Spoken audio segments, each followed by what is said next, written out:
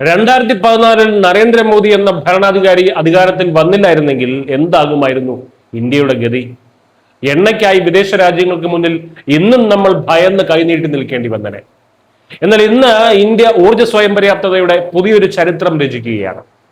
അതാണ് രാജ്യവ്യാപകമായി നടപ്പിലാക്കുന്ന E20 അഥവാ 20% എഥനോൾ കലർത്തിയ പെട്രോൾ. വരും കാലത്ത് ഏത് വലിയ ആഗോള ഊർജ്ജ പ്രതിസന്ധിയിൽ നിന്നും രാജ്യത്തെ മുൻകൂട്ടി കണ്ട് രക്ഷിക്കാൻ മോദി സർക്കാർ എടുത്ത അതിനിർണായക തീരുമാനമാണിത്. രാജ്യസുരക്ഷയും സാമ്പത്തിക ഭദ്രതയും ഉറപ്പാക്കുന്ന ഈ ചരിത്രവേളയിൽ വാഹനത്തിന്റെ മൈലേജ് കുറയുന്നു, എഞ്ചിൻ കേടാകുന്നു എന്നൊക്കെ പറഞ്ഞ് ചിലർ സുപ്രീം കോടതി കയറുകയാണ്. സ്വന്തം ലാഭം മാത്രം നോക്കുന്ന ഇത്തരം ആളുകൾ കാണാതെ പോകുന്ന വലിയൊരു യാഥാർത്ഥ്യമുണ്ട്. മോദി സർക്കാരിന്റെ ഈ ഒറ്റ തീരുമാനത്തിലൂടെ രാജ്യം ഇതുവരെ ലാഭിച്ചത് 1.44 ലക്ഷം കോടിയുടെ വിദേശ നാണയമാണ്. ഈ വർഷം മാത്രം നമ്മുടെ കർഷകർക്ക് ലഭിക്കുന്നത് 40,000 കോടി രൂപയും.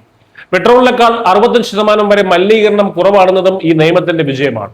എങ്കിലും ഇതൊരു പരീക്ഷണമാണെന്നൊക്കെ പറഞ്ഞ് സർക്കാരിനെ പ്രതികൂട്ടിലാക്കാനാണ് ചിലരുടെ ശ്രമം. വിദേശ എണ്ണയെ അമിതമായി ആശ്രയിച്ചാൽ എന്ത് സംഭവിക്കുമെന്ന് 50 വർഷം മുൻപ് നടന്ന പശ്ചിമേഷ്യൻ യുദ്ധത്തിൽ ലോകം കണ്ടതാണ്.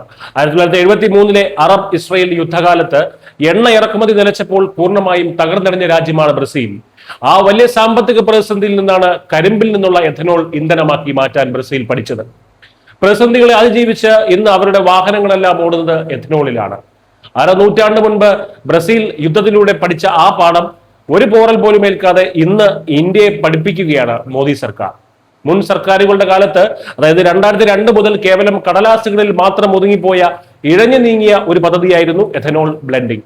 എന്നാൽ 2014 അധികാരത്തിൽ വന്ന ശേഷം നരേന്ദ്രമോദി ഈ പദ്ധതി മിന്നൽ വേഗത്തിൽ രാജ്യവ്യാപകമാക്കുകയായിരുന്നു.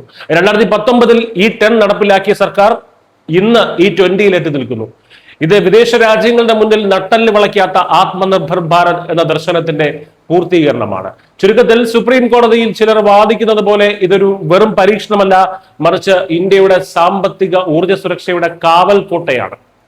മൈലേജിന്റെയും എഞ്ചിന്റെയും ഒക്കെ പേര് പറഞ്ഞ് വിലപിക്കുന്നവർ അറിയുക, വിദേശ എണ്ണ കമ്പനികളുടെ അടിമത്തത്തിൽ നിന്നും രാജ്യത്തെ മോചിപ്പിക്കാൻ ഈ മാറ്റം അനിവാര്യമാണ്. ഭാവി ഭാരതത്തിന്റെ ഇന്ധന സ്വയം പര്യാപ്തതയ്ക്ക് മുന്നിൽ ഇത്തരം സ്വാർത്ഥമായിട്ടുള്ള വിമർശനങ്ങൾക്കൊന്നും യാതൊരു സ്ഥാനവുമില്ല. അതല്ല, നിങ്ങളുടെ പഴയ BS4 BS6 എഞ്ചിനുകൾ മാറ്റാനുള്ള കൺവെർട്ടർ കിറ്റുകൾ വെറും 15,000 രൂപയ്ക്ക് വരെ സർക്കാരും ഡൽഹി IITയും ചേർന്ന് ഇറക്കിയിട്ടുമുണ്ട്. അപ്പോൾ അത്തരം കിറ്റുകൾ വിനിയോഗിക്കുക, പുതിയ വാഹനങ്ങൾ വാങ്ങിക്കാൻ കഴിയുന്നവർ അങ്ങനെ വാങ്ങിക്കുക.